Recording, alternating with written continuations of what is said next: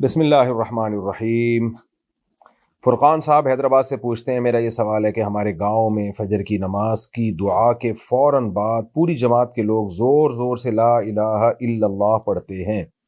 برائے کرم اس بارے میں رہنمائی فرمائیں کہ کیا یہ عمل بدعت ہے یا نہیں؟ بدعت ہے بھی، نبی صلی اللہ علیہ وسلم سے ثابت نہیں ہے۔ آپ صلی اللہ علیہ وسلم نے ارشاد فرمایا، من احدث فی امرنا ھذا ما لیس منہ فہو رد۔ جس نے ہمارے دین میں کوئی بھی ایسی بات ایجاد کی جس پر ہمارا عمل نہیں تھا تو اس کی وہ بات رد ہے۔ دوسری حدیث میں آتا ہے مردود ہے۔ تو اس لیے آپ محبت سے گاؤں والوں کو سمجھائیں کہ یہ عمل چھوڑ دیں۔ سود کے پیسوں سے انٹرنیٹ وغیرہ کے بل ادا کرنا جائز ہے، اور اگر کر دیا ہو تو کیا کرنا چاہیے؟ جائز نہیں ہے، اتنے پیسے صدقہ کر دیں۔ جو اضافی جو سود آپ نے لیا ہے، بینک سے جو سودی رقم نکالی ہے، اس کو ثواب کی نیت کے بغیر بس صدقہ کرنا پڑے گا۔ میں نے اس سال شب برات کا ایک روزہ رکھا تھا جو افطار ہونے سے پہلے ہی حیض کے باعث ٹوٹ گیا تھا، کیا مجھے اس روزے کی قضا رکھنی پڑے گی؟ دیکھیں، شب برات کا روزہ کسی صحیح حدیث سے ثابت نہیں ہے، تو باقی آپ نے جو روزہ رکھا وہ نفلی روزہ اگر کوئی بھی عورت رکھے یا کوئی مرد رکھے تو اس کو پورا کرنا پھر واجب ہے۔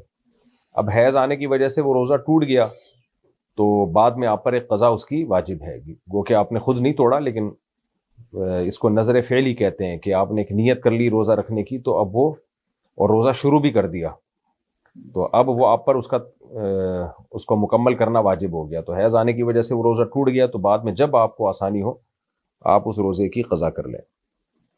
تحریم یوسف اٹک سے، خواتین میک اپ کرتے وقت آئی بروز کو زینت دینے کے لیے براؤن پینسل سے جو نارمل ہی ہوتی ہے فل کرتی ہیں جو کہ عارضی ہی ہوتا ہے، کیا یہ استعمال کرنا جائز ہے؟ آئی بروز میں کوئی بھی کلر لگانا جائز ہے، آئی بروز کو نوچنا جائز نہیں ہے، نوچ کے جو آئی بروز کو باریک کیا جاتا ہے یہ عمل جائز نہیں ہے۔ میں اکثر بہن بھائیوں کو اسکول لینے جاتا ہوں تو میری ظہر کی جماعت نکل جاتی ہے، پھر بعد میں اپنی نماز پڑھ لیتا ہوں، اور کبھی کبھار فجر کی نماز بھی سونے کی وجہ سے نکل جاتی ہے، پر اٹھنے پر پڑھ لیتا ہوں، میرے لیے ایسا کرنا جائز ہے؟ نہیں، بالکل حرام ہے، ناجائز ہے، نماز کسی صورت میں معاف نہیں ہے۔ آپ بہن بھائیوں کو اسکول لینے کے لیے جائیں، جماعت آپ نہ چھوڑیں۔ اگر وہ ٹائمنگ ایسی ہے کہ آپ کے محلے کی مسجد میں جماعت ہو رہی ہوتی ہے تو کوئی دوسری مسجد میں چلے جائیں، وہاں یعنی ڈیلی بیسس کی بنیاد پر جماعت سے نماز چھوڑنا تو یہ تو برا عمل ہے، ناجائز عمل ہے۔ تو آپ اس کا اہتمام کریں کہ دوسری مسجد میں نماز جماعت سے پڑھ لیا کریں، اور کوئی بھی مسجد اگر قریب میں نہیں ہے تو پھر گھر میں نماز جماعت سے پڑھ لیا کریں، یہ بہتر ہے۔ بہرحال مجبوری ہو تو پھر آپ اکیلے بھی نماز پڑھ سکتے ہیں، لیکن حتی الامکان، اور قضا کرنے کا تو سوال ہی پیدا نہیں ہوتا، قضا کرنے کی تو کوئی گنجائش نہیں ہے اسلام میں۔ جو آپ کہتے ہیں نا فجر کی نماز قضا ہو جاتی ہے تو بہت بڑا کبیرہ گناہ ہے یہ۔ بنت عبداللہ افریقہ سے، حمل کے دوران نماز کے وقت اچانک دل کی دھڑکن تیز ہو جانے کی وجہ سے کیا بیٹھ کر نماز پڑھ سکتے ہیں؟ اگر کھڑے ہو کر نماز پڑھنے کی وجہ سے واقعی صحت کو نقصان ہو رہا ہے یا چکر آ رہے ہیں تو پھر مجبوری میں بیٹھ کے نماز پڑھنا جائز ہے۔ سعد ہیوسٹن سے، کیا ہم حج پر اپنے بزرگ ساتھیوں کی طرف سے رمی کر سکتے ہیں؟ کیا اس طریقے سے کسی کو خلیفہ بنانا ٹھیک ہوگا؟ اس کو خلیفہ نہیں، اس کو وکیل کہتے ہیں، کہ خود اگر رمی نہیں کر سکتے تو کسی کو وکیل بنا دیا جائے، تو یہ اس صورت میں جائز ہے جب بالکل ہی ناممکن ہو جائے خود رمی کرنا، اتنی بیماری ہو۔ لیکن صرف بڑھاپا یا صرف بیماری کی وجہ سے، جبکہ وہ بیمار وہاں تک جا سکتا ہو یا بزرگ وہاں تک جا سکتے ہوں، تو ان کا کسی کو وکیل بنانا جائز نہیں ہے۔ بالکل ہی ممکن نہ ہو یا بہت سخت تکلیف ہو وہاں جانے میں تو پھر مجبوری ہے، کسی کو وکیل بنایا جا سکتا ہے۔ خالد صاحب کو ویسے، مفتی صاحب اگر کسی کو وہم کی بیماری ہو اور وہ نماز پڑھنے کے لیے کھڑا ہو اور اس سے نیت نہ ہو رہی ہو تو کیا بغیر نیت کے نماز پڑھ لینی چاہیے؟ آپ اس بارے میں کیا مشورہ دیں گے؟ وہم کے مریضوں کے لیے چاہیے کھڑے ہو کر بس تکبیر تحریمہ کہہ کے نماز شروع کر دیں، ورنہ قیامت تک سوچتے رہیں گے۔ ایسے ہی کر لیں جیسا آپ نے لکھا ہے، وہم کے مریضوں کے لیے خصوصی پیکیج ہے، ان کی نیت ہوتی ہے لیکن وہ سمجھ رہے ہوتے ہیں کہ نیت ہے نہیں، تو ایسے ہی پڑھ لیں۔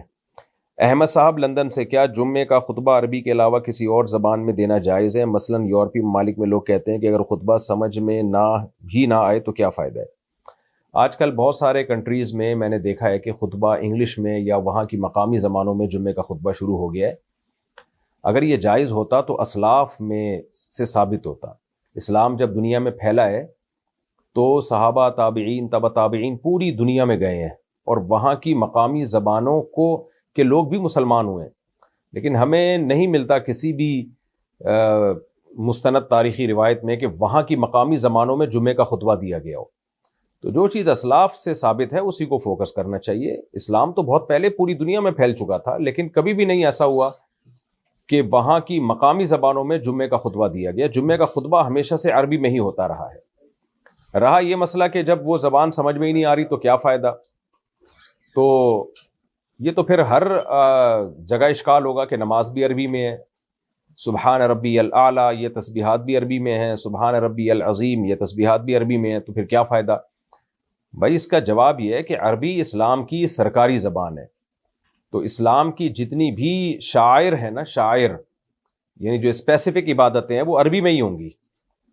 آپ دیکھیں کسی بھی ریاست میں ایک اس کی ریاست کی سرکاری زبان ہوتی ہے، لوکل زبانیں بھی ہوتی ہیں، لیکن سرکاری جو ڈاکومنٹس ہیں وہ سارے سرکاری زبان میں ہوتے ہیں۔ تو یہاں بھی ایسا ہی ہے کہ اسلام کی سرکاری زبان چونکہ عربی ہے، تو اس لیے جو اسلام نے جو اسپیسیفک عبادتیں ہیں وہ پھر عربی میں ہی ہوں گی۔ اس کا فائدہ یہ ہوگا کہ عربی زبان کو بھی تو اسلام چاہتے ہیں نا ترقی ملے۔ اور دوسری بات یہ کہ قرآن مجید میں اللہ تعالیٰ نے جمعے کے خطبے کو ذکر اللہ کہا ہے، اس نماز کو بھی ذکر اللہ کہا، جمعے کے خطبے کو بھی۔ جیسے قرآن میں آتا ہے سورہ جمعہ میں، اذا نودی للصلاۃ من یوم الجمعۃ فاسعوا الی ذکر اللہ، جب نماز کے لیے تم اذان دی جائے تو اللہ کے ذکر کی طرف دوڑو، تو اس میں خطبہ بھی داخل ہے۔ تو خطبے کو اللہ نے ذکر کہا ہے، اور ذکر عربی میں ہی ہوتا ہے۔ آپ جتنی بھی صبح و شام کی تسبیحات ہیں تو وہ سب عربی میں ہی ہیں۔ اب اس میں یہ کہنا کہ وہ چونکہ ہماری سمجھ میں نہیں آ رہی تو بھائی پھر کوشش کرو اس کا ترجمہ سیکھنے کی۔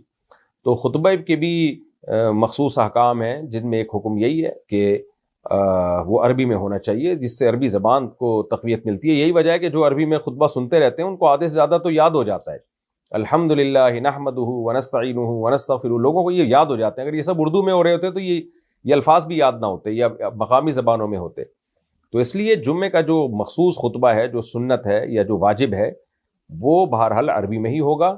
اور ان سب دلائل کو آپ ایک طرف رکھیں، بات یہ کہ اسلاف کا عمل کیا تھا۔ وہ لوگ تو اسلام کو ہم سے زیادہ سمجھتے تھے۔ تو صحابہ تابعین دنیا بھر میں گئے ہیں، جو تابعین تھے بہت سے ان کی مقامی زبانیں وہ فارسی تھی، کسی کی دوسری زبانیں تھیں، لیکن خطبے عربی میں ہی ہوئے ہیں۔ ترک نے حکومت کی ہے دنیا میں، کتنے بڑے پیمانے پر خلافت عثمانیہ کی حکومت چلی، بنو عباس کی حکومت چلی، بنو امیہ کی حکومت چلی۔ اب یہ ترک جو تھے یہ تو عرب نہیں تھے، اور بھی دنیا میں غیر عرب کی خلافتیں رہی ہیں، لیکن خطبے ہمیشہ انہوں نے عربی میں ہی دی ہیں۔ مغل بادشاہوں کی حکومت رہی ہے جس میں قانون فقہ حنفی تھا، اسلام تھا۔ ترک میں فقہ حنفی تھا، بنو عباس میں زیادہ فقہ حنفی، بعض علاقوں میں فقہ شافی، آج سعودی عرب میں فقہ حنبلی ہے۔ لیکن جہاں بھی جو بھی فقہ رائج رہا ہے، لیکن جمعے کے خطبے ہمیشہ عربی زبان میں ہی ہوئے ہیں۔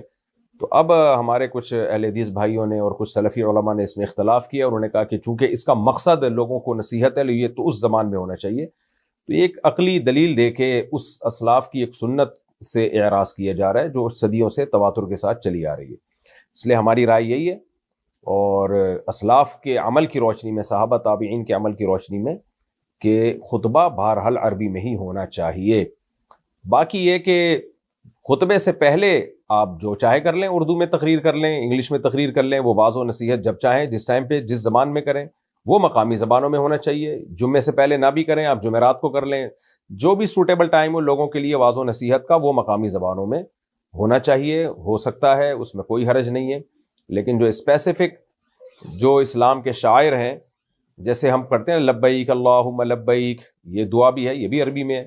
جانور پہ قرآن کہتے ہیں اللہ کا نام لو، تو اس میں بھی ہم عربی میں اللہ کا نام لیتے ہیں، بسم اللہ اللہ اکبر، اذان عربی میں۔